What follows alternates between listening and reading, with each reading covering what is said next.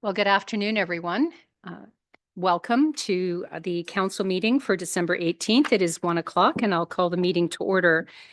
I'd like to call on Councillor Shipston to read the land acknowledgement. Thank you, Barb. As we gather, we recognize and acknowledge the traditional keepers of this land with whom we share today. The Township of Southgate is a part of the traditional territories of the Anishinaabe, Six Nations of the Grand River, Saugeen Ojibwe Nation, the Haudenosaunee, and Saugeen Métis. The land that surrounds us is part of who we are as it reflects our histories, and may we live in peace and friendship with all its diverse people. Thank you, Martin. Madam Clerk, do we have anyone registered for open forum? None today, Deputy Mayor. I'll now ask for a confirmation of the agenda. Madam Clerk? Sure, thank you. If I could request that the agenda be amended to move up items 11.1.3, 11.1.4, 11.1.5, and 11.1.6 to just before our first closed session meeting. We just have members of the public that if we could put those ahead would be good. Okay. Could I get a mover and seconder as amended? Great. Jason, Martin? All in favor?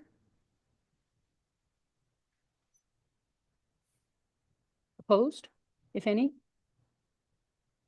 Okay, that's carried. I will now move into a public meeting.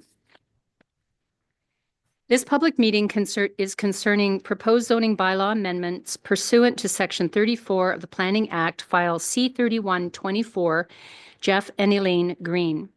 Any person or public body is entitled to attend the public meeting and make written or oral submissions in support of or in opposition to any of the proposed zoning bylaw amendments. Written comments should be submitted to the clerk, to the legislative planning coordinator, Alicia Milne.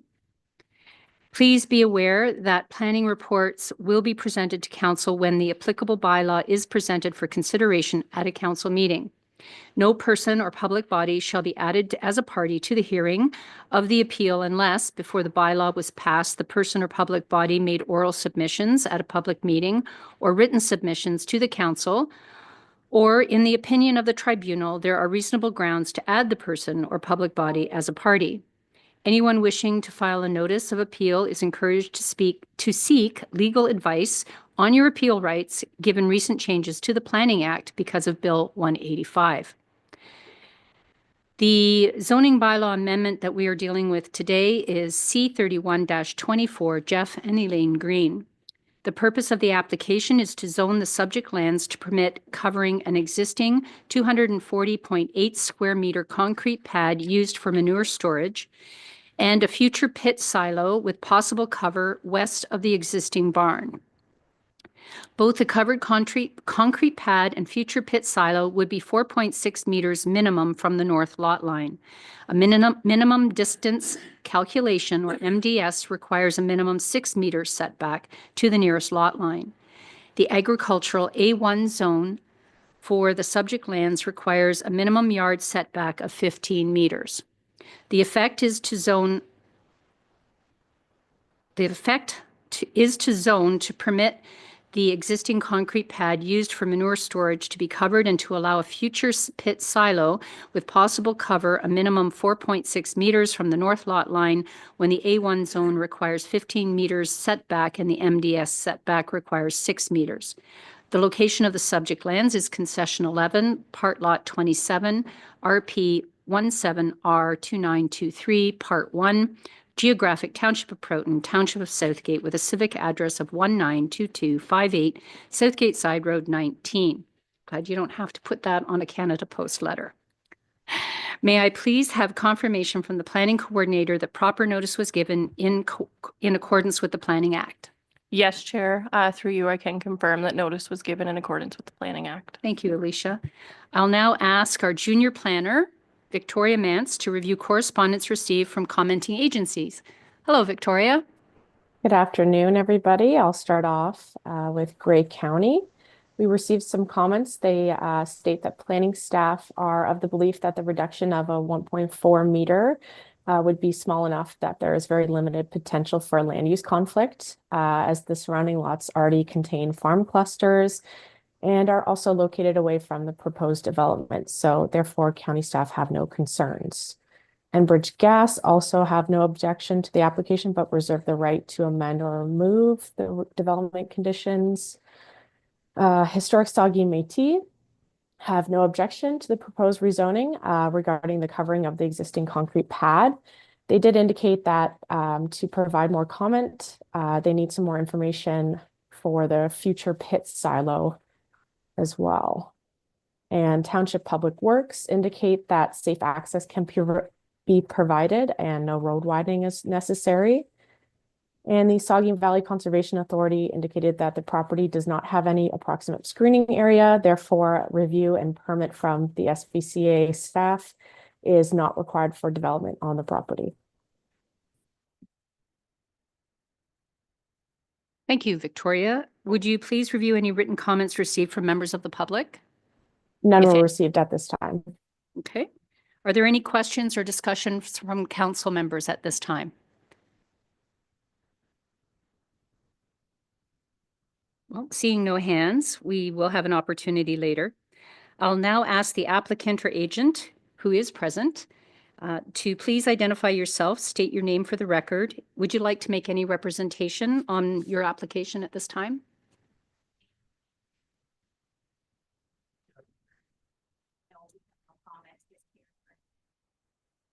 They have no questions. Just for those who are participating online, they would not have heard that. So thank you and welcome. Is there anyone present who would like to make a submission in support of this application?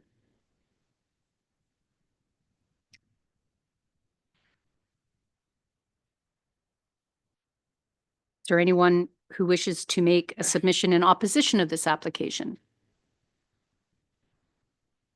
Are there any questions or further discussion from council at this time?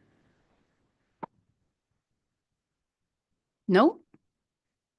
Then that concludes our public portion of the meeting. I'll declare this public portion of the meeting adjourned at 1:07 p.m. No decision will be made today, but we thank you for coming out. You're welcome to stay, unless you have other things that you need to do. Thank you. All right.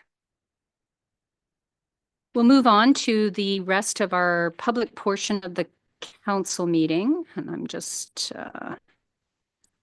declaration of pecuniary interest. Is there any declaration required at this time from members of council? Okay, seeing no hands, I'll remind everyone that we can declare it at any time should something arise throughout the meeting. I guess I should have done that before the public meeting. Any delegations or presentations? None that I'm aware of. Adoption of minutes. Be it resolved that council approve the minutes from the December 4th, 2024 council and closed session meetings as presented, and that council approve the minutes from the December 6th council meeting and closed session as are printed. Could I get a mover and seconder, please?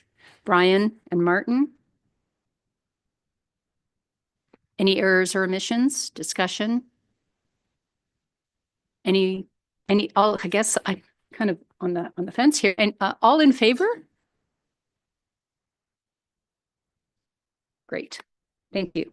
That is carried. Closed meeting. Be it resolved that we're going to move up your file 11.1 .3. 11.1.3 is PL 2024-106 Site Plan Agreement Night Conference.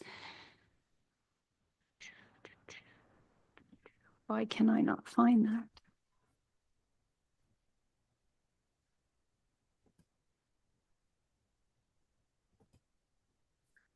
Be it resolved that council receives staff report PL 2024-106 application for site plan agreement approval, SP 13-24 trustees of the Old Order Mennonite Conference located at 144668 Southgate Road 14 for information, and that council approve, should that be considered approval? Consider approval of bylaw 2024-150 to authorize the mayor and the clerk to sign a site plan agreement with the trustees of the Old Order Mennonite Conference for lands at 144668 Southgate Road 14, Part Lot 27, Concession 13, Egremont Parts 3 and 4 on Plan 16R11907 Southgate. Could I get a mover and seconder, please? Jason and Jim? Bill, are you taking that or? Yep. I am. Great. Go ahead. Prepared to bring. Thank you. This application, we have two files for this one today. It's one that's been a fairly lengthy journey for the group, beginning before most of your planning staff was even working for you, through severances and previous rezonings.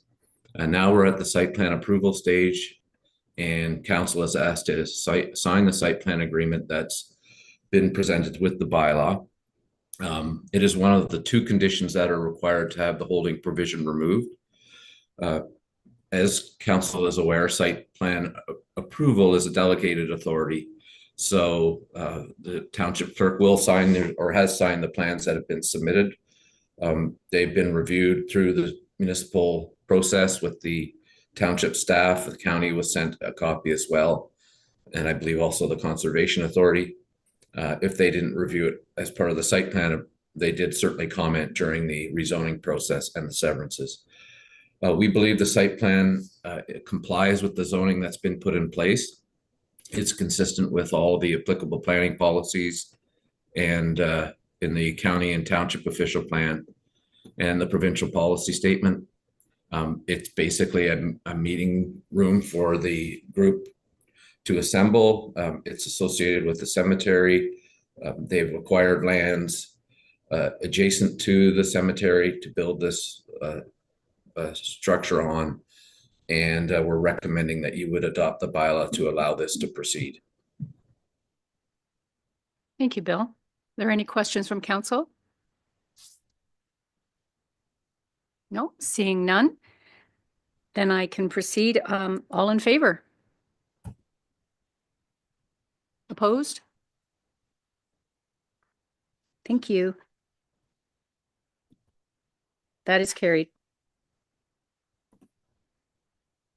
11.1.4 is the bylaw that accompanies that, bylaw 2024-150 for site plan agreement SP 13-24. Could I get a mover and seconder? Jim and Brian? Did you want to add anything, Bill? No, Chair DeBreen. Thank you. I'll call the question. All in favor? Opposed, if any?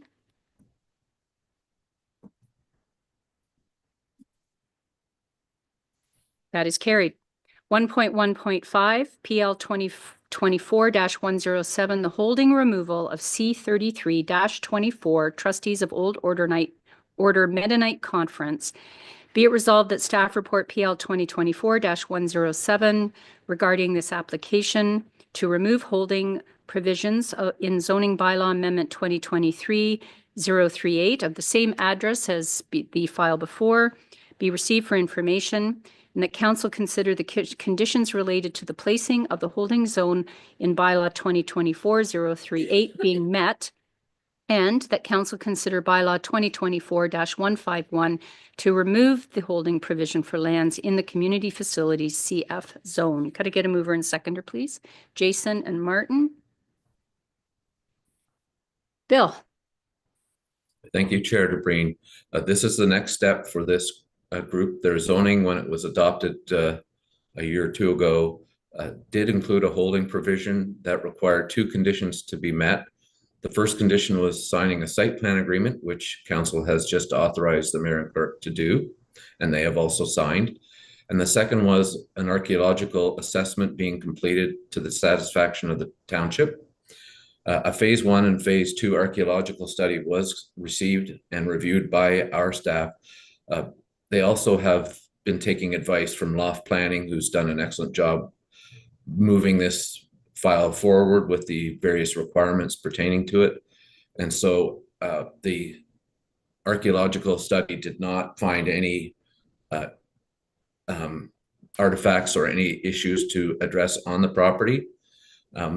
Because of the presence of the cemetery, they also did a cemetery boundary assessment just to make sure with some of these older locations, sometimes remains get moved outside the boundary inadvertently. They did not find any of that present, which was an important undertaking for them to do. And I believe in the report as well, there is a protocol in the event during their construction, and you do find something, that they will deal with them in the appropriate fashion. So we're, the township staff, certainly myself, are satisfied with the amount of work they did in the archaeological area, and believe that that condition has been met so that you can remove the holding provision and allow them to proceed with their site plan agreement and begin to build their meeting house. Great. I'm happy Thank to you answer very any much. questions. Thanks. Thank you. Are there any questions from council? Seeing no questions, all in favor? Opposed, if any? Okay, that is carried. I will now move on to the bylaw for the same file. Could I get a mover and seconder? Brian and Jim, thank you. Any further comments, Bill, with regard to the bylaw? I do not, Chair DeBreen. Okay. Any questions from council? All in favor? Opposed, if any? That is carried. That concludes the file for your application, sirs. Thank you for coming out.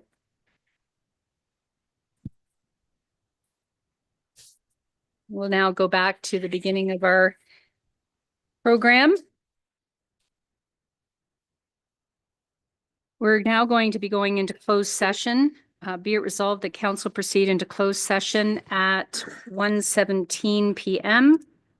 in order to address matters relating to labor relations or employee negotiations, section 2392D, subject HR matters, and that all those required remain in attendance. Could I get a mover and seconder, please? Martin and Jim? Any questions? All in favor? That is carried. We are in closed session. We'll meet you in the other room.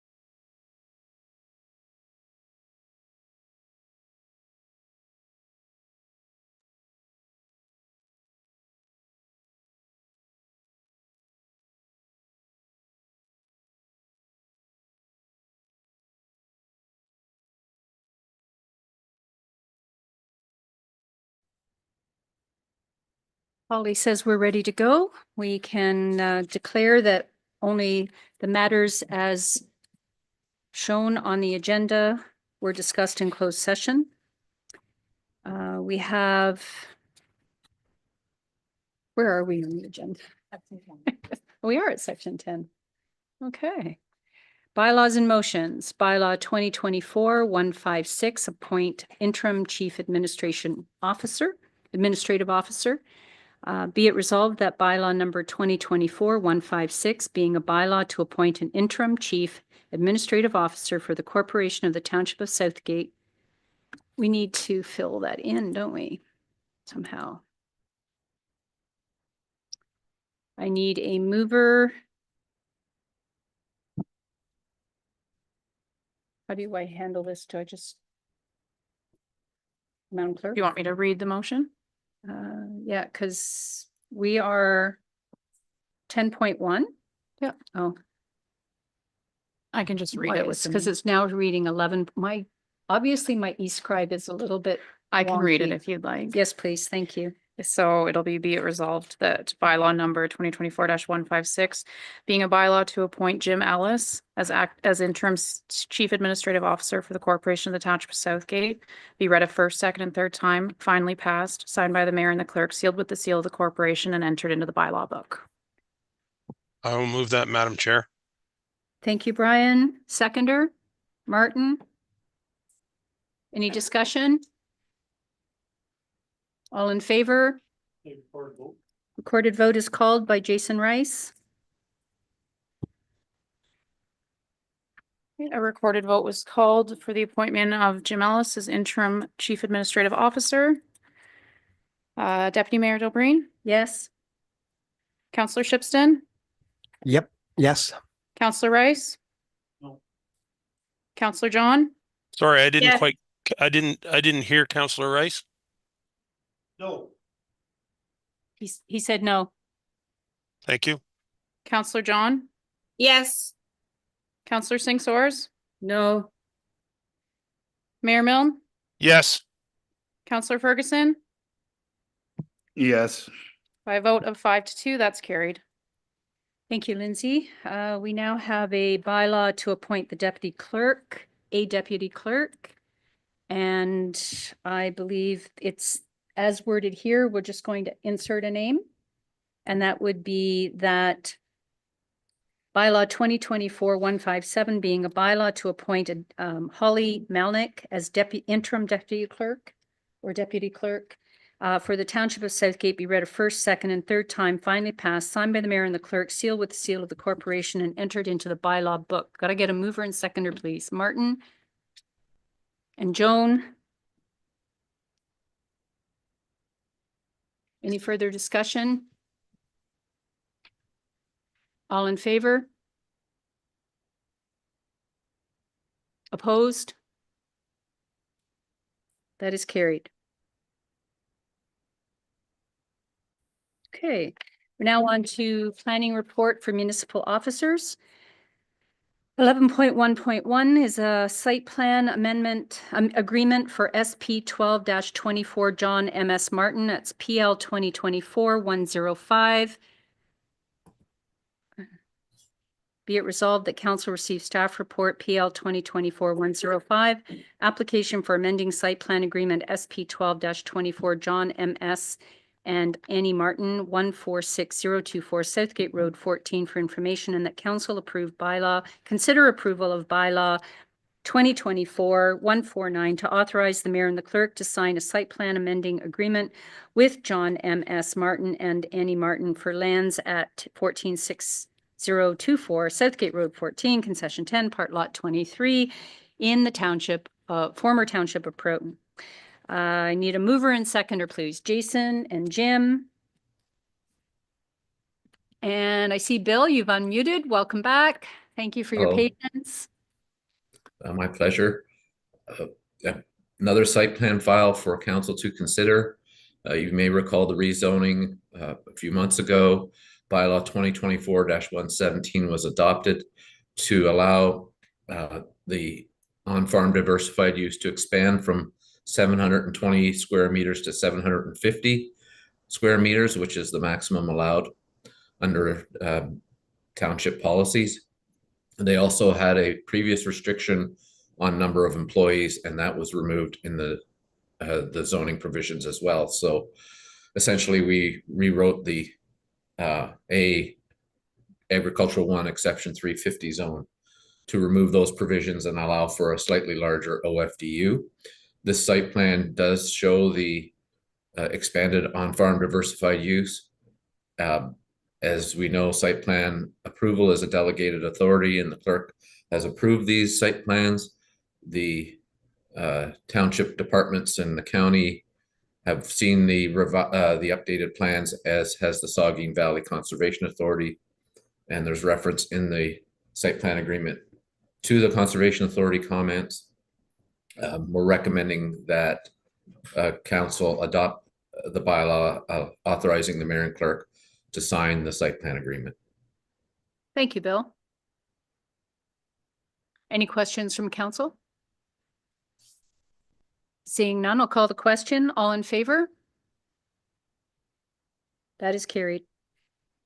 I see maybe what the difficulty was is with us moving up one of the items, it got renumbered on the agenda. So we are now on bylaw 2024-149.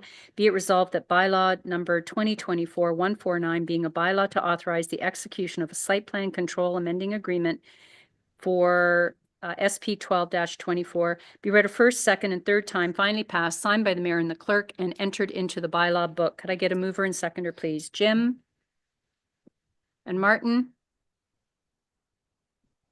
Any more comments? Bill? No, Chair Debris.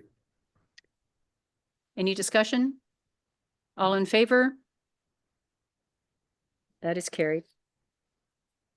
Okay, on to, I guess it's 12.1.4 now.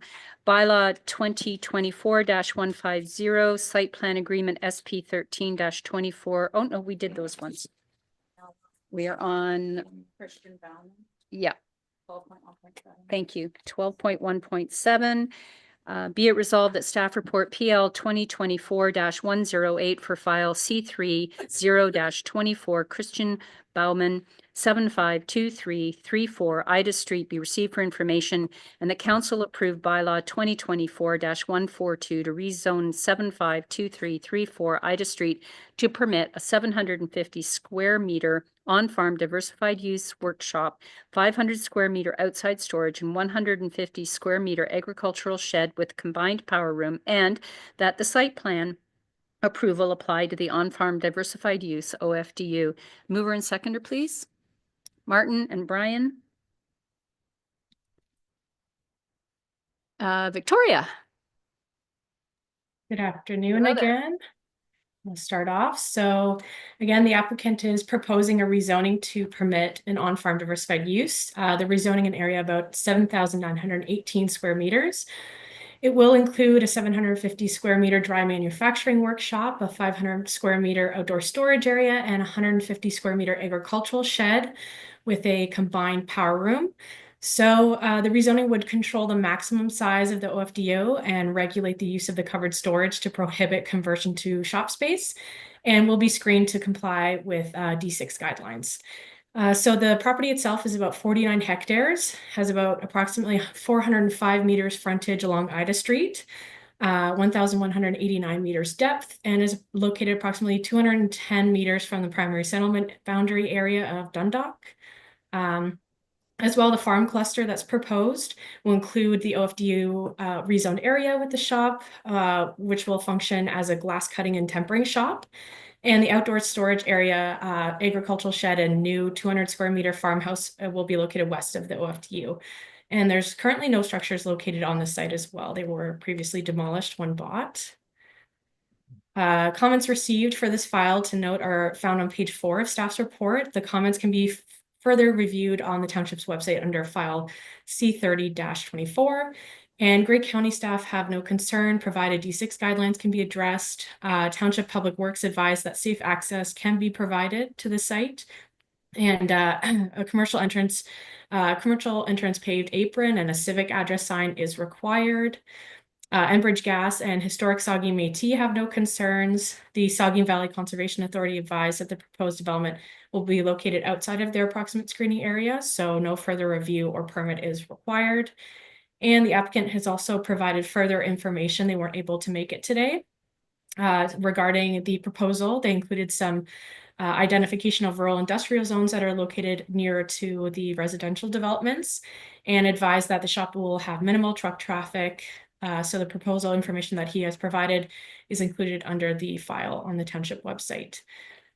And the proposed OFDU fits within the character of the area, where nearby land uses consist of an existing OFDU to the north and the south of the site, as well as some rural industrial lands actually directly north of the subject lands. The proposed farm cluster in OFDU is located approximately 500 meters from Glenelg Phase 2, the subdivision, which is shown in attachment 3 or page 8 of staff's report.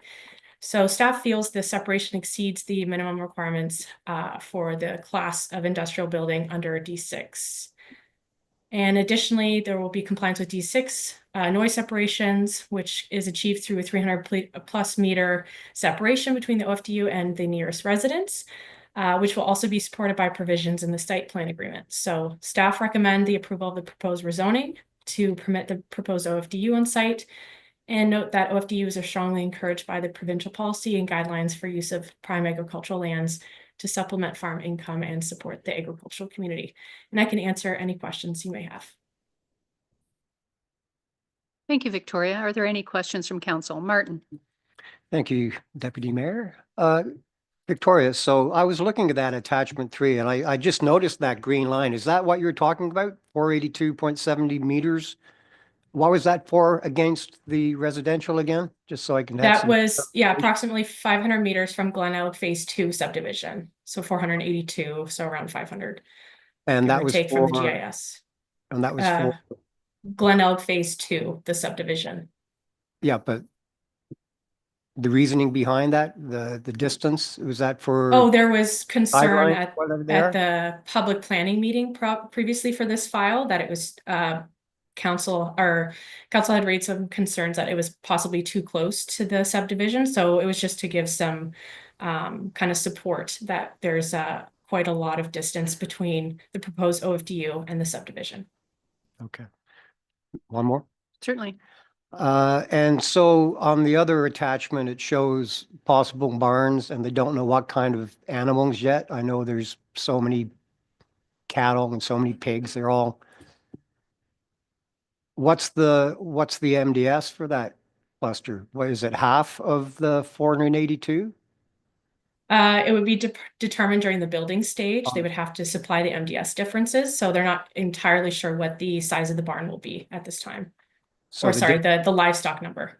So the distance, whatever it'll be, will affect what they have there for farming then. The distance from Yeah. the neighboring residences. I don't know how it works, quite frankly, so. That's okay. It will depend on the number of livestock heads, which they would have to show compliance with MDS calculations during the building permit stage. So from the nearest residence, they're about 300 meters. So I've seen something probably of a larger size of barn about 180 meters away. But I'm sure it would they'd be able to comply during the building stage. I think I did ask that at the public meeting, so you just triggering my memory here, so thanks a lot. Any other questions from council? Seeing none, I'll call the question. All in favor? Opposed? Sorry, can we do that again? Sorry, all those in favor? Thank you, that is carried. 12.1.4, I guess, is right? Okay. Be it resolved that bylaw number 2024-142, being a bylaw to amend zoning bylaw number 19-2002, entitled the Township of Southgate Zoning Bylaw, for the file C30-24 Christian Bauman, be read a first, second, and third time, finally passed, signed by the mayor and the clerk, and sealed with the seal of the corporation, and entered into the bylaw book. Could I get a mover and seconder, please? Jason and Martin? Any discussion? All in favor? That is carried. 12.1.5, PL 2024-109. It's a site plan agreement for SP 13-20 Southgate Renewables. Be it resolved that council receives staff report PL 2024-109, application for site plan agreement SP 13-20 Southgate Renewables Holding Corporation at 150 Eco Parkway for information, and that council consider approval of bylaw 2024-155 to authorize the mayor and the clerk to sign a site plan agreement with Southgate Renewable Holding Corporation for lands at 150 Eco Parkway, part lot 237-238, concession 2, SWTSR Proton. A mover and seconder, please. Brian and Joan. And I see Bill, you're up. Take it away. Thank you, Chair DeBreen. This is, I think, my final report for today. Another site plan application for a project that council has seen a number of times in the past.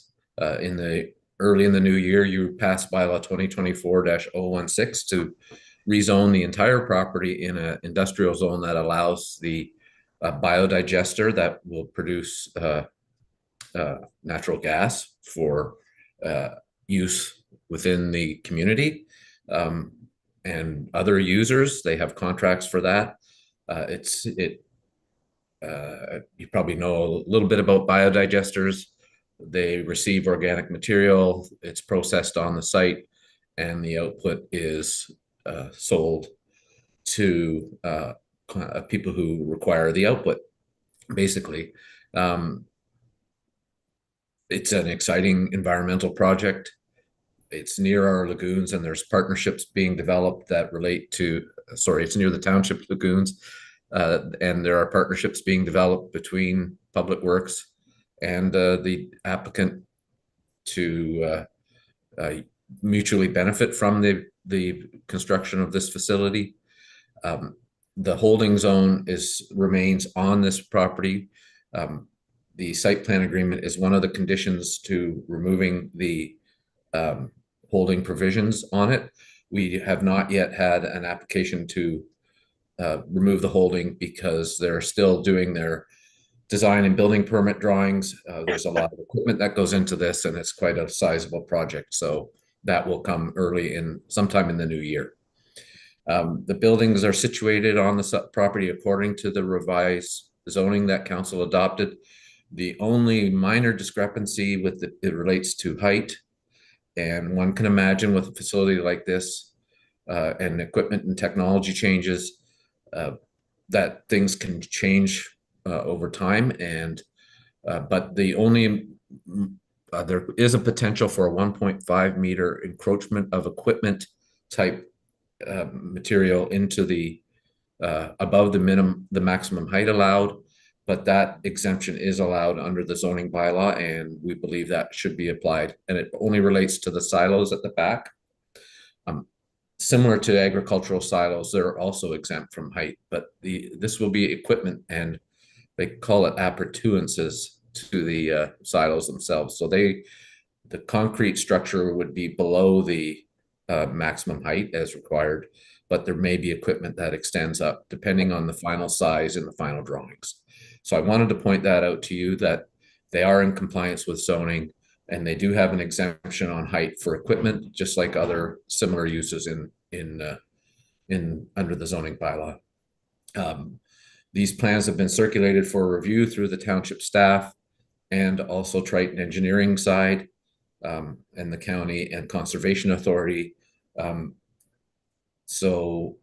They have reviewed these plans. I believe the clerk has now signed them. There's quite a number of them that go with this project. There's also a preliminary allocation of water and sewer in this, and similar to in this site plan agreement, this is in accordance with your newer practice where you adopt the preliminary allocation in the site plan agreement, and then the final capacity allocation agreement will come later on. And there's some stipulations as to when they use that sewer and water allocation. Just a final comment on that. This one will use more water than it will output as far as sewage. And so like the Greenlit application, there will be a flow monitoring device on the wastewater, and they will have to construct that and install it, and that will be used for monitoring the effluent output to make sure it stays as low as it's proposed in this provisional allocation, and to allow for a billing at a slightly lower rate. So this was the arrangement that was made with Greenlit as well. So because they don't require the sewage, we're recommending that you would allow that lower allocation for sewage on the understanding that it would be monitored. So we're recommending that council consider this bylaw to adopt the site plan agreement. And this will come back to you again in the new year for holding provision removal, and we can provide more of an update on the design of the site and where it's going from here. But certainly an exciting project to move forward. Thank you. Thank you, Bill. Are there any questions from council? Well, you have my curiosity piqued, so I'm going to actually go to our interim CAO, Jim Ellis. Congratulations. And I'm not sure which hat, but probably your public works hat right now. The negotiations, if I recall back in the public meetings and all of the zoning amendments, there was discussion of perhaps using water from the lagoons. Could you elaborate? Yeah. Good afternoon, good people, and thank you.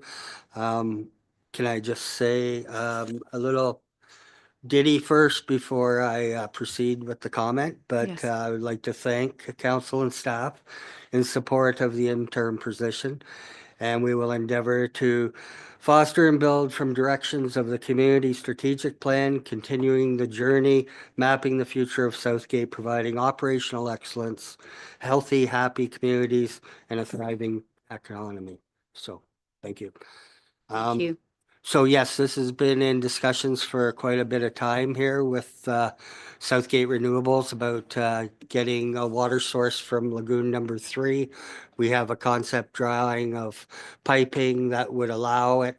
This has also been in consultation with the Ministry of Environment. So it's not got full approval yet, but it is an avenue we're looking at and exploring with Southgate Renewables in this closed loop type of system that would provide water as opposed to potable water for their source. So I think it's a bit of a win-win for both parties, and we're going down that road, and we'll see where we end up. Awesome. So it might help with any overflow, or might even help with our wastewater capacity going forward. Yeah, absolutely. Well, thank you very much. And congratulations again. All right. Any questions from council? I'll call the question. All in favor? That is carried. Now we'll move on to the bylaw for the same file at site plan agreement SP 13-20. Be it resolved that bylaw number 2024-155, being a bylaw to authorize the execution of a site plan control agreement, be read a first, second, and third time, finally passed, signed by the mayor and the clerk, sealed with the seal of the corporation, and entered into the bylaw book. I need a mover, Jason and Jim. Any questions? All in favor? Sorry, I didn't see Joan. All in favor, please hold your hands up. 1 second. I don't know why my video keep going on and off. Sorry. Oh, no worries. Thank you. All that is carried. So internet is great when it works, right, Joan? It's snowing here, so. Yeah, it was raining this morning, so yeah, it's a little bit wonky. All right. But Well, it's as hot as ever.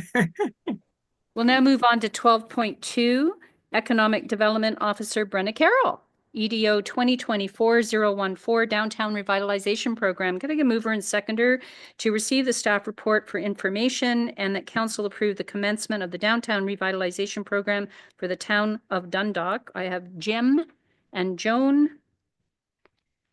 All right, Brenna, hi. Hi, thanks so much, Deputy Mayor, and hello, Council.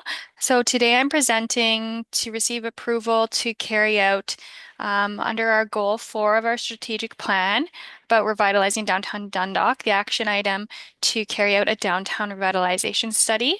Now, I realized that I think I made an error in the report. I said this is a project guided by OMAFA.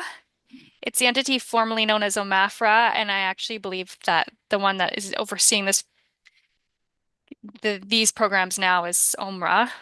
Anyways, we'll just say the entity formerly known as OMAFRA. Essentially a downtown revitalization program, as outlined by the Ontario Ministry, has a rural community kind of go through and do different assessments of the downtown and use look at various sets of data. So that's data that gathered from business owners, in addition to what we've already asked them through the BRNE, data from residents and potential customers in the downtown. We'd also work with put together a task force, a downtown revitalization task force that would meet monthly, that would oversee this process. The township would also gather building and business inventory of the downtown, business mix and location analysis, and then also engage with the community in community design sessions. And then after this year, we'll complete stage 1 to 3 in stage 2025. And then we would hopefully move on to the implement and monitor stage in 2026. We are hoping to do this program in-house to keep costs low and then incorporate obviously members of the public with that task force, but then also incorporate various staff members from different departments that can kind of inform the work so that when we do come up with a vision for the downtown, that it's in line with what we're actually capable of doing from a municipal level. So I'm happy to take any questions or comments. Thank you. Monica? Hi, yes, it's so nice to see you, Brenna. Congratulations on all your successes and your continued future prospects and initiatives. I just always had a question. I love the fact that we have like the Dundalk Revitalization Project. How is it possible to extend it out? Is this someone from Holstein also able to access the program? Because I know the title kind of says Dundalk, but I was thought if there could be a clarity for that. Thank you, Councillor Singh Stores, for the question. That's a really good question. In our strategic plan, we did emphasize just the revitalization of downtown Dundalk, so that will kind of be our focus for the next year. But it's definitely something we could consider for the downtown of Holstein. Although for these specific programs, they do require a certain number of commercial buildings within a downtown. So some of our smaller downtowns might not fit the exact criteria because they're just a bit smaller and a few less commercial spaces. So if we decide that this is something we would like to do in future years and adapt it for our smaller village areas like Holstein and Con, that's something we could potentially do, yes. But this year it's just for Dundalk. So just a quick follow-up, if that's okay, Chair. Go ahead. Yeah, so I mean, just to that point, I thought that someone with your, ability to foresee things, just kind of put on your radar, maybe like maybe a next thing. This has been of sorts, a pilot, to see how things have been going. So yeah, it'd be something maybe to consider for the other areas too, which I'm sure you probably already were thinking about. So thanks for that.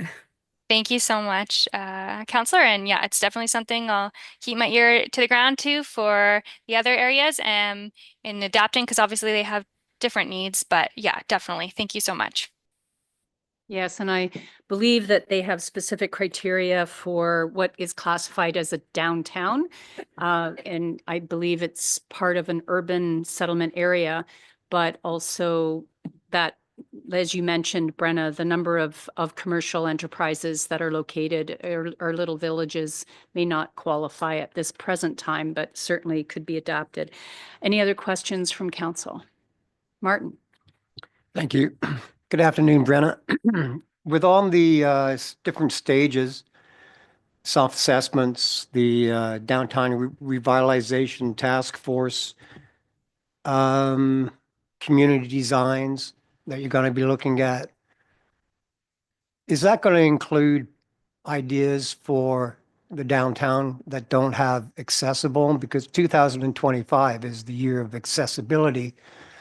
Are you going to be looking at that aspect for the shops on the west side of Broughton? Thank you, and through you, Madam Chair. It could be. Honestly, it's that's why we're kind of inquiring of the community and having this team of people, because there's obviously so many things we could do with the downtown, and that's something as part of our community improvement plan that is listed as a goal and a desire for that part of downtown to become accessible. But whatever we focus on with this project will be based on the community feedback.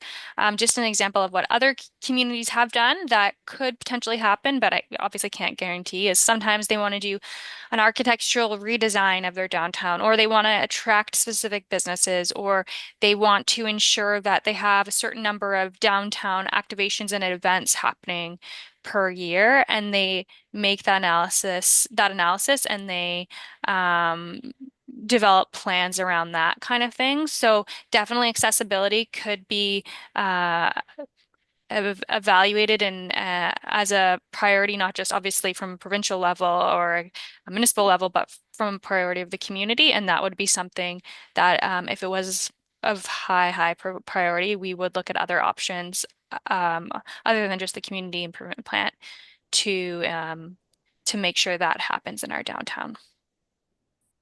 Go ahead, Martin. Yeah, thanks. I only just it only just came to mind right now because I started remembering about the the eye doctor that's coming in. You know, she's spending a lot of money and time with a contractor to put that in. So I think it's something that should be looked at as part of the revitalization, to do it now instead of looking back or looking forward in 2027 and say, oh, we should have done that. So anyway, thank you for the answer, Brett. I see your hand, Joan, but I'm going to go to Jim Ellis first. He had his hand up. Go ahead, Jim. Yeah, just to add to what Martin's referring to. A few years ago, this was looked at and brought into the attention of some of those owners along that front. There's such an elevation deviation in spots that it was proposed at the time, to looking at one-way street, a lot wider sidewalk to accommodate the accessibility. And there was mixed reviews and buy-in from the businesses at the time. So I think we have to definitely have their involvement to make it happen. But it is a challenge for sure on the west side. Thank you. Any other, so Joan, you had your hand up? Go ahead. Yes, thank you. Through Madam Chair, I'm really happy to see the community strategic plan supporting the revitalization of downtown Dundalk, because a lot of the small stores now, they're so worried that nobody's going to be coming that way because McDonald's is there and everybody's going to be going there to hang out and stuff. So it's good to know that we can revitalize it and let people come in and see how good it looks, and just changing up a few things and making the other business owner feel good about themselves and their businesses. So that's really good. And I hope you'll continue to bring all those stuff to the downtown revitalization. Thank you. Monica? Yes, great point, Councillor John. And also, just to the point, I was gonna email it, but I thought I'd just ask you now, just about possible proposed adjustment for the timelines that might help be a little bit faster, and just wanted your opinion to the EDO. I was just wondering, would it be possible to overlap stage 2 and stage 3 a little bit more? Because I think that some elements of stage 3 can begin as data is collected in stage 2 rather than waiting for the analysis to be completed. So for example, like while survey responses and community input are still being gathered, preliminary goals and draft action plans can be developed based on early findings. So I was thinking maybe that might help with some of the timelines, because I know that's very key to this initiative. And then just insights from businesses and building inventories can immediately inform beautification projects or quick wins without waiting for the full analysis. So I don't expect an answer. Just another little for like the time efficiency and getting your proposed timelines completed. Can even maybe move a little bit quicker by just kind of overlapping stage 2 and 3. It's just there's no, you don't have to answer it. It was just something I kind of thought. It's I'm just okay. thinking- Thank you. No, that's a good A feedback. No, it's true. I just laid it out like this. It's not hard and fast about how things will go. It kind of just depends on the pace of how we're able to gather the information. Typically, communities hire a consultant to do these projects, but we're just going to try to do it to the best of our ability in-house, which means it's going to be a lot of my work plan on top of my already work. So, but I do really take those comments seriously. We do want to get this done. It's been such a priority for a long time. We do have hopefully, we have had 2 summer students for the past 2 years. So I'm hoping we'd be able to utilize those students again if we do have them again to gather some of that data. And then we are looking at possibly getting educational institutions that are in the area on board, to help with some of the data gathering. So just to make you aware, I have reached out, but we're just waiting to confirm. So thank you for that feedback, and I understand that we want to get this done as soon as possible. And you're right, some of it might happen quickly, and we are able to overlap as you've suggested. So thank you so much. Yeah, and it's not to say to get it done fast, like we want it properly and everything, but just because I know you're like so like on point with things, just to kind of, I guess, and that is very good point that you made was with regards to the workload that will be increased. So that's something we should keep in mind as council for budget. Mhm. Yeah. Thank you. Any other questions? So will the terms of reference be coming back to council for finalization to determine the frequency of meetings or public appointments? How does that all work? Maybe this is through Brenna or the clerk. Maybe you're still kind of evaluating all of that. I think we would just did I say monthly? It should have said monthly for those. And then we would put out the public notice in the new year.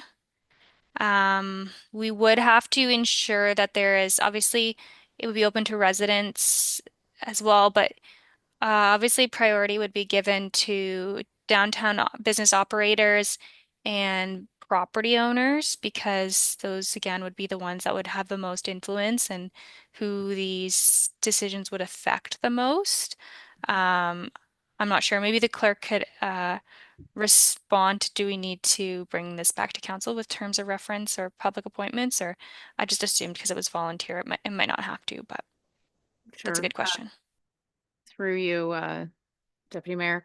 I think Brenna and I can work together to put together the terms of reference, and we can bring it back for information for council. I don't necessarily think we need to have it approved. It's for a short time from what I gather of it, but we can speak more and bring it back to council for information. Thank you. Yeah, task forces are of a short duration, and certainly, drawing people to the downtown, involving the businesses and the property owners is key. Have to say that the mural, at the addition to being able to watch a live activation of that mural, of the murals that are already in place, will be attracting more people to the downtown, hopefully, as we get that word out too. That was pretty cool. So I'll call the question. All in favor? That is carried. All right, do we need a break? Nope. Okay, we'll carry on then. We have now 12.3.1. CL 2024-039, 2026 municipal election voting methods. Be it resolved that we receive the staff report for information and that we council authorize internet and telephone voting as the voting method for the 2026 municipal and school board election by enactment of bylaw 2024-154. Could I get a mover and seconder, please? Jim and Brian? Madam Clerk. Thank you, through you, Deputy Mayor. Hard to believe we're talking about this already, but we do a lot of our work to prepare for the election in the year prior. So we want to get our method established and get our RFP out there and hopefully some responses and get our voting services in place so that we can continue prepping for the election. We've done internet and telephone voting now since the 2018 election, both quite successful. There's a link to a past report that shows how successful it is. It's the most user-friendly, accessible, the best for financials, and several other reasons. So this is what we're recommending again, and we'll do our help centers like we have the last two elections. Those have always been well received. Now not very busy, but anyone that does come in for help, they always leave happy, I think so anyway. So we'll still do those across the township like we have in the past. And I think that's all, unless I have questions. All right, questions? Monica? Yes, through Sorry, you, Chair. Yes. Sorry, go ahead. Oh, thank No, I you. was checking to make sure I had a mover and seconder. Carry on. Perfect. Thank you so much. So just through you, Chair, I do love the idea of the electronic digital voting and telephone voting. I do think that we had very low voter turnout. I think 27%. Not everyone uses those two methods. Could there be a consideration if we would be able to have, if requested, a paper ballot? Because we already are dealing with rural challenges at times, so we know there's connectivity issues based on many of the different reports, as recent as Roma and other reports that have come out. So yeah, I was just wondering if that would be a consideration. And also cybersecurity is a growing concern.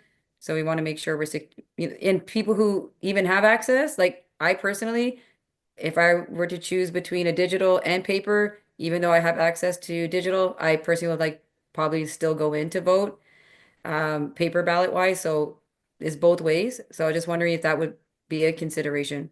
If they would, like in some instances, people could do that. Go ahead. Certainly. So through you to Councillor Singh-Soares, staff have considered it. It does add quite the financial component when we bring that in as well. The point of the help centers is so that if people can't connect on the internet or the telephone, then they can have a physical place to come and get help. You do still vote on the tablet when you come in, but if you don't have internet at your home or you aren't able to connect, then there is still a spot for you to come in person and get that help. I also worry about staff capacity. In 2022, it was myself and one other staff member that ran everything.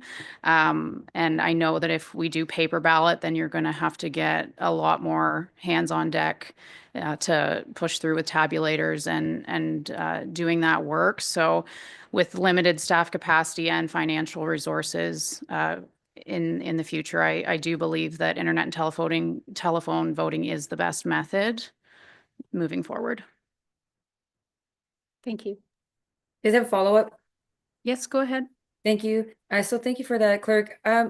Would there be a possibility of other solutions? Because I do understand staff time is limited.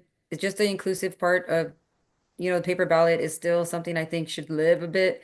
Could we incorporate something else? Like, has that been done before, or something that could be considered, like volunteers to help? Because that's a lot for just two staff. My goodness. I'm not sure if there would be like volunteers or maybe another solution. Do you think that's something that has happened or could be a possibility? Through you, Deputy Mayor. It was a lot for us too in 2022, but we may do, and it works because of the systems that we had in place. And like I had alluded to earlier, the help centers were not busy. Now we could implement some more if council wished. We did 1 or 2 days on each side of the township, I believe, and there was always availability at our municipal office and at the library throughout the entire voting period. So we could establish more days if council wanted us to do that. But I just really worry about doing paper ballots and tabulators and vote by mail and that sort of thing. I think we've demonstrated that we can do the internet and telephone for the last 2 election cycles, and I think it's been positive. Unfortunately, yes, the voter turnout is trending downward, unfortunately, but I don't believe that is because of the method. I think we still offer it very accessible. If people need help, we had very good feedback from anyone that did join the help center. So I do want to avoid the use of paper tabulators or vote by mail or that sort of thing if we can, mainly because of staff capacity and financial challenges. Thank you. I think that if we end up with a federal and provincial election in the 2025, that might alleviate the voter apathy and exhaustion from having 3 elections in less than 12 months. So we'll see if that helps improve. Joan, you have your hand up. Go ahead. Yes, ma'am. Through you, Chair. Lindsay, yes, thanks for raising that point about having the help centers. If you could just advertise that a little bit more, because I know when I was campaigning, there are lots of older people or other people that didn't have computer or didn't know how to do it. I find that it was, as you said, it is pretty easy to use once you get to know how to use it or to get in. But if they could just know a little bit more about how, when, and where they can go. And as you said, you would probably have more days that they could come in. So that is great. Because I did read your report and I also know that it's very costly. Oh, I have noise in my background now. You can hear everything through here. But I'll leave it at that. Thank you. Actually, I don't know that we can hear all the partying going on. Jason. I kind of had the same, Monica stole my thunder a little bit. I get the cost and everything, but I mean, I heard that a lot the last election too. Older people, just different people. I don't know. If you have a help center on the day of the election, I know there wasn't that day, but I'm not sure what it would cost. I know it's going to cost more, but I mean, this is the election we're talking about. So, I mean, I would like to see the option too, even if it's just the one day, the day of the election, to have 1 or 2 spots. I don't know, just an opinion. Sorry, through you, Deputy Mayor, you mean 1 or 2 help centers on the day of? No, 1 or 2 paper ballot spots. I don't know. I think that's. I guess I'm old school. I would rather go in and do it that way too. I mean, it was easy on the internet, but I heard enough that people wish there was still paper ballots too, but just an opinion. Go ahead. Through you, Deputy Mayor. I just don't want to move backwards. We've gotten, I feel personally that we've gotten the residents more used to that method. This would be our 3rd consecutive election using this method. Most who haven't went this way already are moving this way. I do think we're still helping people with the help centers. Yes, they do vote on the internet when they come here, but they have us to help them. And we did help lots of people that did come, and I can take Jones, your suggestion for sure. If we need to implement more to help and advertise better, we can certainly do that and try our best. I don't know that you'll see much difference in the voter turnout if you change that method. And I think with our challenges with staff capacity and a number of other work we're trying to accomplish in the township, adding this would be a challenge. I really foresee it being a challenge if we don't do just internet and telephone. I see your hand, Brian, but Jim Ellis has the finger on the pulse, so we're going to let him go first. Thanks. Just curious how that would work though, a paper, it's possible that someone could file electronic vote or another method and then come in and do the paper. So there would have to be a verification check of some sort that, again, more time spent looking at to see if they've already voted in some other means, but I don't know. Yeah, I would echo those comments. There would, to me, there's more room for error. There's more room for breach of confidentiality. There's definitely more time. We wouldn't have results as quickly as you do with the electronic. Yeah, we'd have a number of different things to look at if we went that route. Yeah, I believe the paper ballots are tabulators now. It's not, you come in and somebody sits there and looks at that, but the tabulators are very expensive. I'll go to Brian. Thank you, Madam Clerk, or Madam Chair, rather. I just wanted to thank the clerk for the report. I agree. I think the ease of using the tablets was demonstrated. I had lots of comments from people that were apprehensive about coming in and using them, but once they had been through, all apprehension disappeared. They were quite happy with how easy it was and how clear it was. And I think Lindsay mentioned that there is a help center available at the township office for the entire voting period, which is what, 2 weeks, I think, was it, Lindsay? Or maybe even longer than that. So I think people have ample opportunity to come and vote, and it's a very simple process. So I don't think I agree. I don't think we should go backwards to paper again. Thank you. Thank you, Brian. I see your hand, Monica. I too had comments about someone who coming in very apprehensive and coming out saying, wow, that was easy. So not so much the telephone voting though. Monica, go ahead. Thank you. Yeah, so just to that point, my understanding, if I'm understanding from memory, I completely going by memory, I think the 2018 voter turnout was higher than the 2022 voter turnout. So I don't see an improvement necessarily in that regard, or if it's within the same average. Sure. So in 2018, it was internet and telephone voting. But I know, yeah, but what I mean is like the turnout in 2018 was higher than the turnout in 2022, I think, the percentage wise. So I'm not sure if it's actually gaining more engagement. And so the point of I guess we understand, like, for the voter, it's not necessarily like going forward or backwards. It's being able to engage the community to vote and exercise their right to vote. I don't look at it as archaic as well. And even if it's a little bit costly, I mean, this is probably one of the most important things of our political process that we have, is to be able to vote.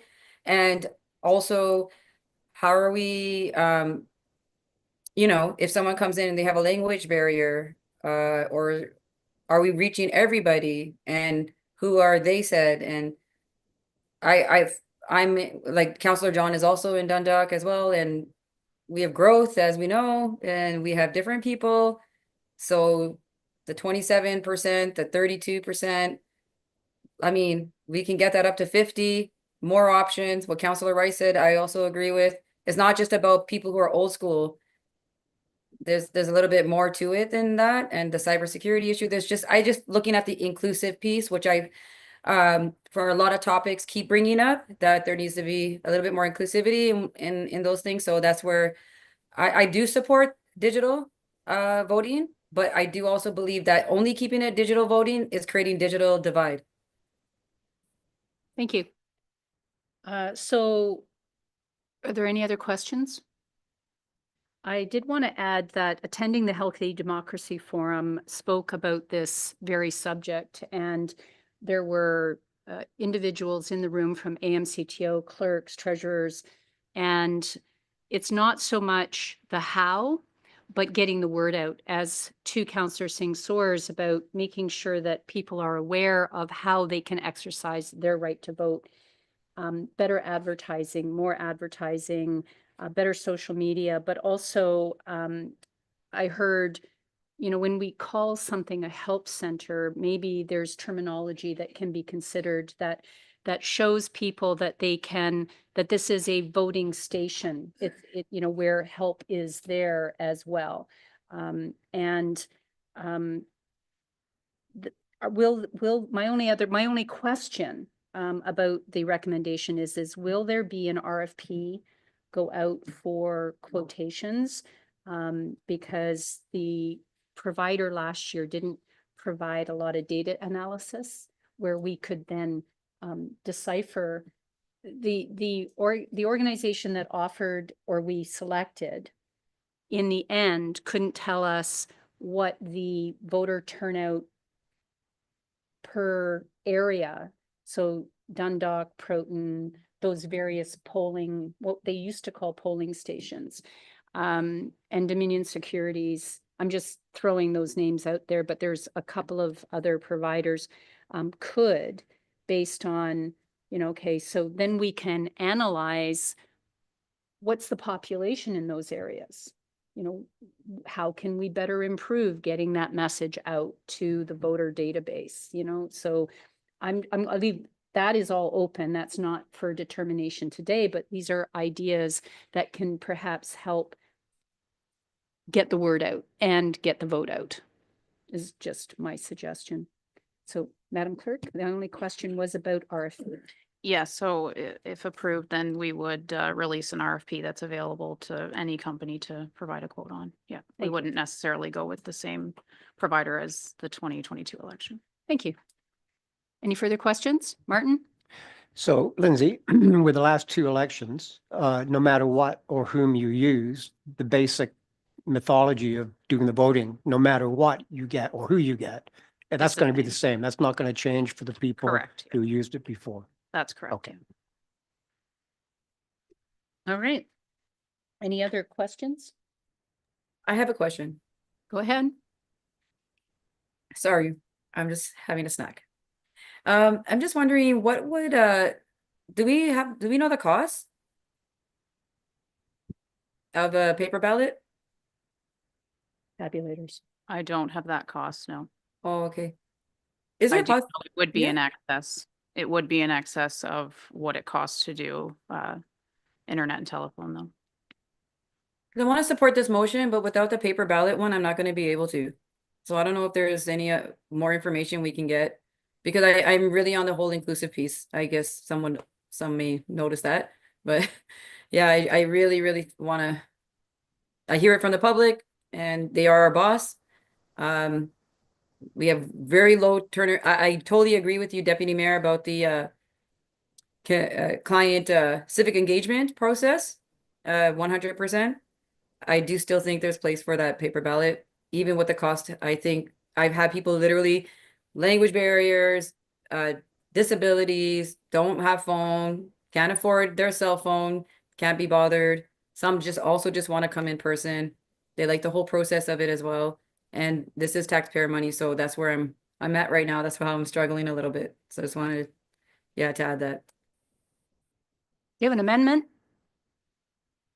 Yes, I would like to find out if there would be more, a feasibility report to see what exactly it would cost to implement something like that. And also, if there were creative solutions that we could look into in terms of even volunteers, to help with, because I don't want the staff to just be two people, that's just not feasible and proper. But if there was something that was possible to find out, could we get more volunteers? And those volunteers can be ambassadors to vote, and that could probably get more movement. I'm just trying to foresee down the road. So that's not necessarily how we're going to vote, but support throughout the election process, which can come at a later time. Mhm.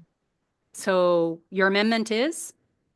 If we can get a feasibility report to find out how much it would cost to implement a paper ballot, or if we can get a report back or refer it back for staff, whichever, I'm not sure which one is the best way to go. Refer it back to staff if we can get those numbers. Through me to the clerk, what is the time sensitivity of, because we don't meet until the middle of January now. Is there an option to delay this 1 month? or approve this with additional costs to add a tabulator at a future timeframe? I would say we're already a bit behind the 8 ball. I wanted to get this report Okay. So we have back in November, but Yeah. I don't believe that staff have the capacity. Okay. So we have an amendment on the floor. Do I have a seconder? There is no seconder. That amendment fails. We'll go back to the main motion to approve internet and telephone voting as the voting method for 2026 and consider approval of the bylaw 2024-154. All in favor? Yeah, let's do a recorded vote. The recorded vote is called by Monica Singh Soares. Councillor Singh Soares. Recorded vote called for staff report CL 2024-039 for the 2026 municipal election voting methods. Deputy Mayor Dobreen? Yes. Councillor Singh Soares? Nope. Mayor Milne? Yes. Councillor Ferguson? Yes. Councillor Shipston? Yes. Councillor Rice? Yes. Councillor John? Yes. By a vote of 6-1, that's carried. Thank you. So we'll move on to the bylaw 2024-154, alternative voting bylaw for the 2026 municipal election. I mover and seconder. Joan, did I see your hand, Jason? Thank you. Any further discussion? All in favor? Opposed? Thank you. That is carried. All right, let's take a quick recess. It is 3:37. We'll come back at 3:45. Thank you all.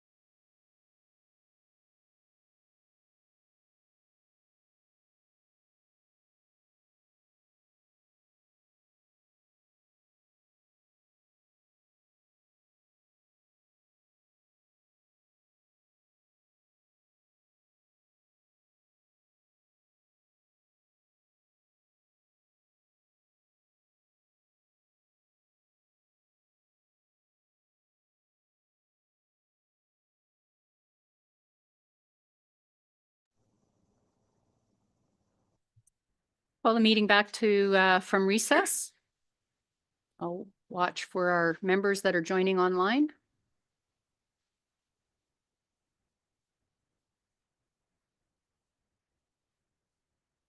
Okay.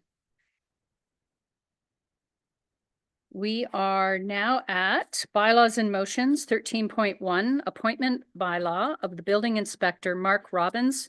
I'll just note that the bylaw is correct. His last name is spelled Robins. I need a mover and seconder to be it resolved that bylaw number 2024-153, being a bylaw to appoint a building inspector for the Township of Southgate, be read a first, second, and third time, finally passed, signed by the mayor and the clerk, and entered into the bylaw, sealed with the seal of the corporation, and entered into the bylaw book. Mover and seconder, Martin, Brian. Oh, I'll go with Brian. I'll get you on the next one. Thank you. Any discussion? All in favor? That is carried. Oh, I have a notice of motion. I'm going to turn the chair over to Jason. Thank you.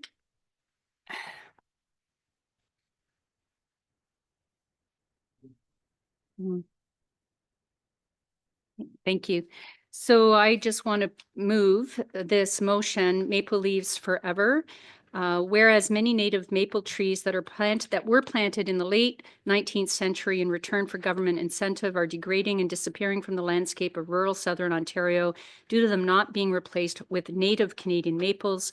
And whereas it is important to reintroduce and further restore native maples as a visual feature on the rural landscapes in southern Ontario, as they are naturally adapted to the local climate, site conditions, and growing with other Indigenous species, are relatively resistant to severe weather events, and they have evolved with local insects and disease pathogens. And whereas Maple Leaves Forever encourages municipalities and planting agencies through Ontario and Canada to commit to planting native maples whenever a maple is called for in municipal planting projects. Whereas the Township of Southgate has been choosing native maples in their plantings when appropriate to do so, and whereas in recognition for our commitment, the township would be eligible for rebates and discounts when planting native maples and placed on the Maple Leaves Forever honor roll.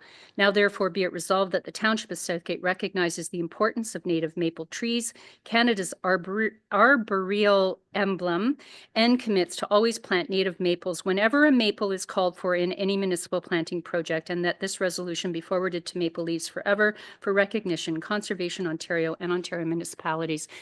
I so move. So do we need a seconder for that, or? I thought so, yeah. Martin will second it. Thank you. If I can just elaborate. Yeah, discussion. Yeah, so this came up at Conservation Ontario and is being circulated through conservation authorities. I did check with our recreation manager and facilities manager, Kevin Green, who confirmed that they have been committed to planting native maples whenever it is deemed appropriate. And this doesn't require them to plant maple trees, just that when they're choosing a maple tree to plant, that it be a native maple. That is the only condition, and this just provides an opportunity for recognition and further discounts. Any more comments or questions, or Martin? Barb, could this, it says municipal planting projects and what have you, could this also be applied to, we have a say in what the subdivisions plant? Is this something that we could ask any developer when you rip out trees, make sure you put native ones back, and when you do the landscaping? Is that something that, I know you never mentioned it, but in all your whereases? No, I know it's pretty lengthy. I didn't make it up. It was a pre-written resolution. I'm going to let Jim out. Sorry. Jim has his hand up. I'll let Jim, I'll let staff respond because I don't know the answer. We do nighttime lighting, so why not? Jim, go ahead. Thank you, Jason. Yeah, so in our municipal servicing standards are our trees that developers use for their guidance, and maples are obviously one of them, as technically it's called native. We'll have to research a little bit deeper into that, but I think it sounds worthwhile. The other thing is with the Victoria Street reconstruction recently and the taking down of some larger old maple trees, we were planning to, in this budget process, in a planting program for Victoria Street replacements. And I would think it would be fitting for native maples to be replaced there. So, Quick question, Jim.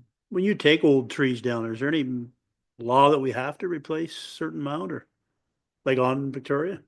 no, but we did have a few resident comments about, they understood why it had to happen, but, they're pleased that there's going to be a tree coming in to replace. So.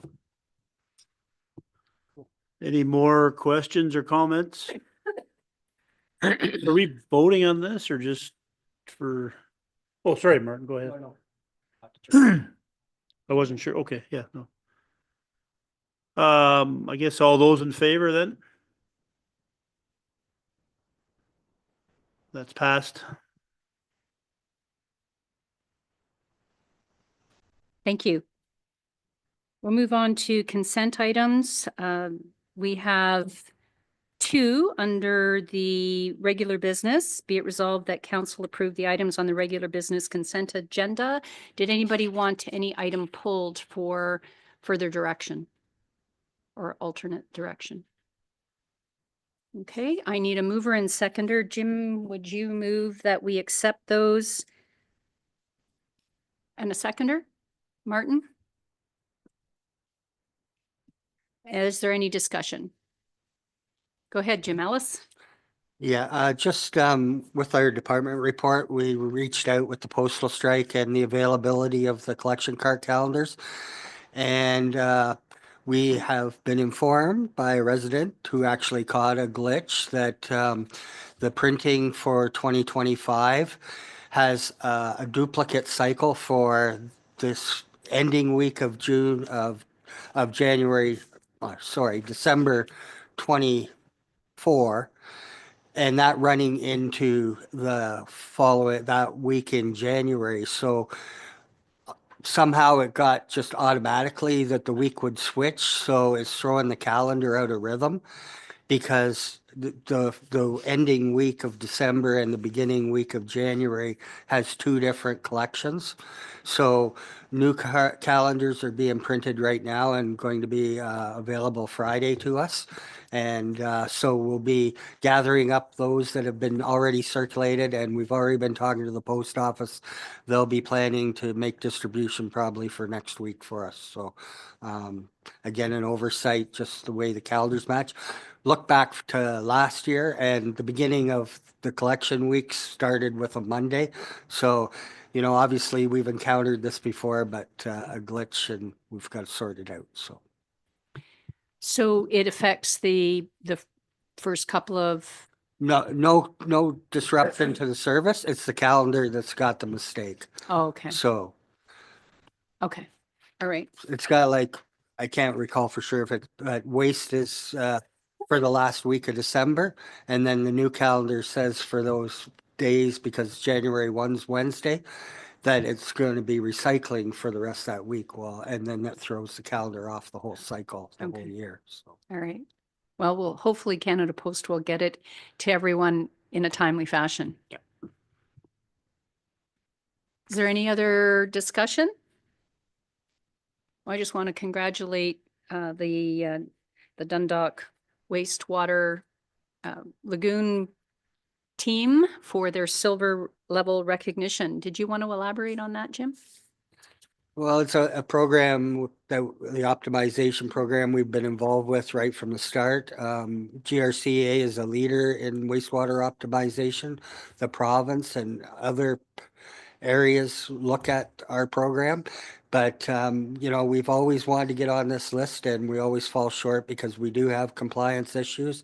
But in 2023, we were able to manage our shutdowns and we're in compliance regardless if we're in a shutdown situation, we were in compliance. We were not out of compliance the whole year. So, yeah, we're proud to have made that list. Congratulations.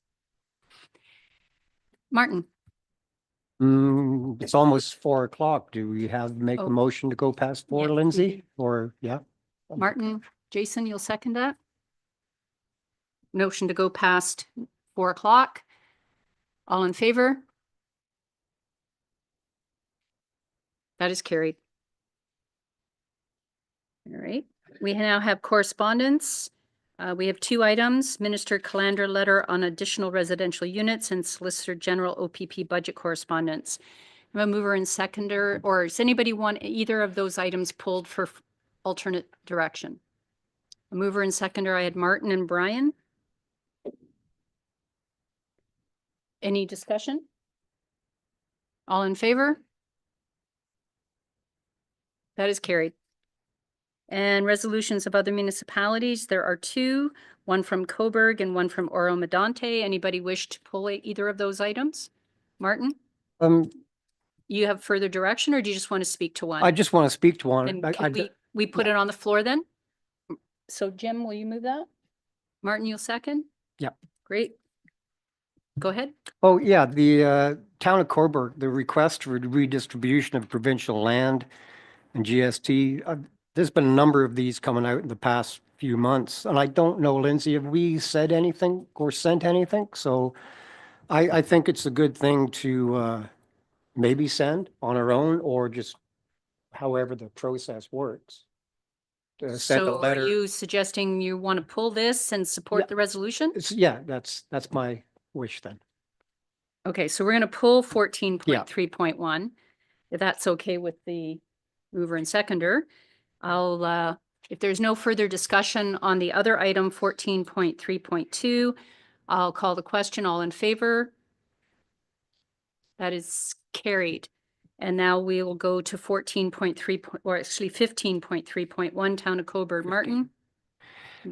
Yeah, as I said, I didn't know if we ever sent anything like this off, but I would like to because we're all talking about our infrastructure deficit, which is probably 40 billion now and extra money from the government. And, it says the Ontario government collects taxes on the land transfer tax. The GST is taken by the federals.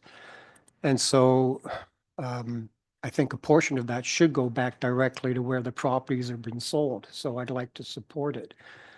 And just out of curiosity, in the UK, they have this is just a tax grab as far as I'm concerned. In the UK, they have the VAT, which is the same as the GST. It's value added tax, but they do not touch personal property transactions and the like. And why are we doing it? So we should be getting some money back. So I totally agree with not just this resolution, but probably the 5 or close to 10 that has come back in the last few minutes. So I don't know, Lindsay, just send it to the same people and just word it from Southgate Township. I guess Yep. that's the process. Yeah, we can just do a motion that council support the Town of Coburg's resolution. Okay, no, that's cool. I need a seconder. Jim? Okay. Any further discussion? All in favor? That is carried. Okay. County report. Brian, did you want to elaborate on recent county? Thank you, Madam Chair. The county has tentatively or has approved a draft budget of a 3.3% increase, which is pretty good, I think. The majority of council were well satisfied with the way the discussions went. I didn't have anything else. That was the main item from that last meeting. Thank you. Thank you. Thank you, Mary Milne. Okay. Members' privilege, good news and celebrations. Brian. Thank you, Madam Chair. I wanted to congratulate the Holstein Parade Committee.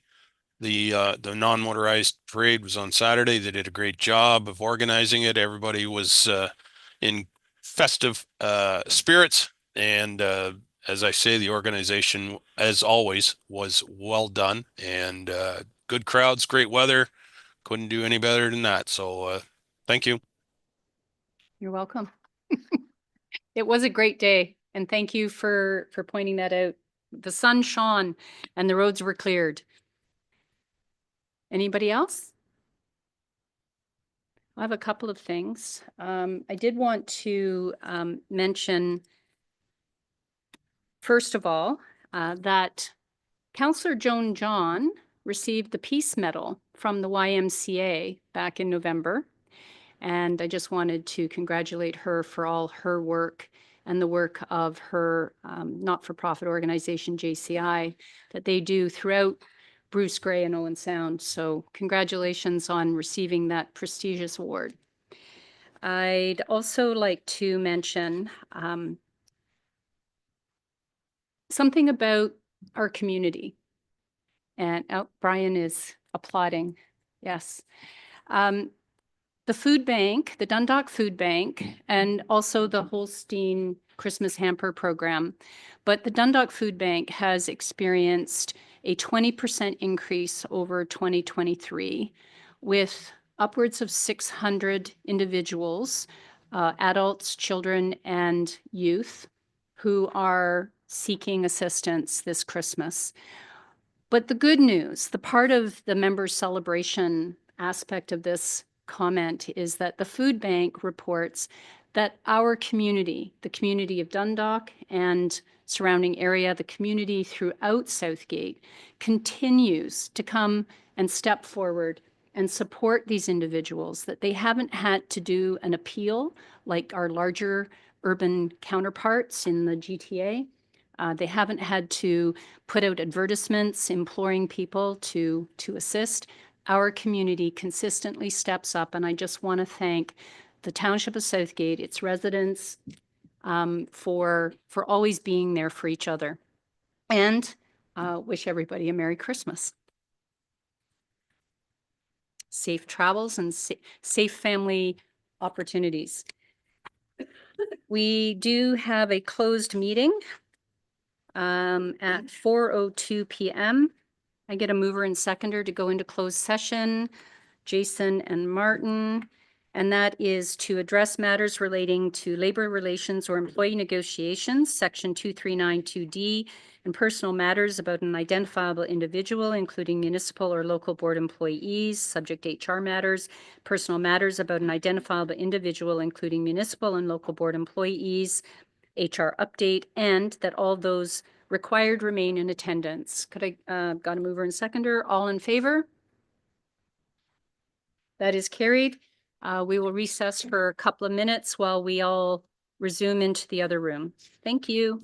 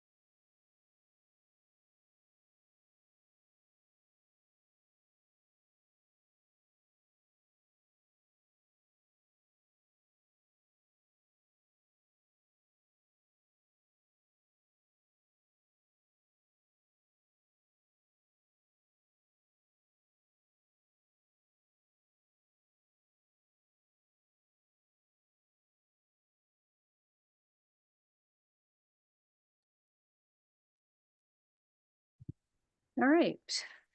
We are back, and I can report that we only discussed the matters for which were declared for going into closed session.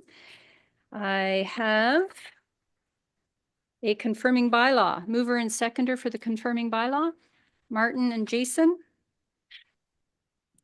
Any discussion? All in favor? That's carried. And I have one more motion. Jason and Brian at, what time is it? Sorry. 4:50 p.m. We are all in favor for adjournment. That is carried. Merry Christmas.